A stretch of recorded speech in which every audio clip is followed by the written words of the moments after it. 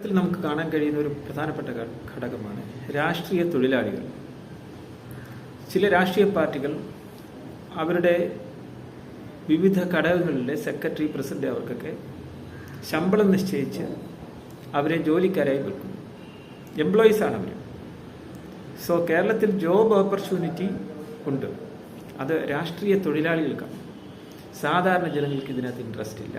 സാധാരണ ജനങ്ങളുടെ പ്രത്യേകത, കേരളത്തിൽ 5 വർഷം ഭരിക്കുന്ന രാഷ്ട്രീയ പാർട്ടിയെ തുടർന്ന് അങ്ങോട്ട് ഭരണത്തിലേറ്റാൻ താല്പര്യമില്ല. കാരണം ഇഷ്ടം പോലെ കാരണങ്ങളുണ്ട്.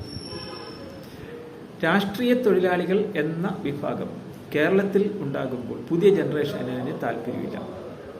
മാക്സിമം ഇത്തരത്തിലുള്ള ആളുകളെയൊക്കെ അവോയ്ഡ് ചെയ്ത് നിർത്താനാണ് പുതിയ ജനറേഷൻ ആഗ്രഹിക്കുന്നത്. പുതിയ ജനറേഷൻ എങ്ങനെ ഇതുമായി താതാത്മ്യം ചെയ്തു പോകും? ആലോചിക്കുക. സയൻസ്, ടെക്നോളജി, അതോടൊപ്പം പ്രൊഫഷണൽ എഡ്യൂക്കേഷൻ, ആ രംഗത്തേക്ക് കേരളം മാറുമ്പോൾ രാഷ്ട്രീയ തൊഴിലാളികൾ എന്ന ഒരു പ്രത്യേക വിങ്, അത് LDF, UDF, പിന്നെ ബാക്കി എല്ലാ രാഷ്ട്രീയ പാർട്ടികൾക്കും രാഷ്ട്രീയ തൊഴിലാളികളുണ്ടാകും. ഇവർ ഡേഞ്ചറാണ്. കേരളത്തിന് മുമ്പോട്ടുള്ള ഏതെങ്കിലുമൊക്കെ പോക്കിന് ഡേഞ്ചർ ആകുന്നെങ്കിൽ അന്ന് അത് പ്രധാനമായിട്ട് ഒന്ന് ട്രേഡ് യൂണിയനും 2 രാഷ്ട്രീയ തൊഴിലാളികളും. ഞാൻ പറയാം, ശരിയല്ല.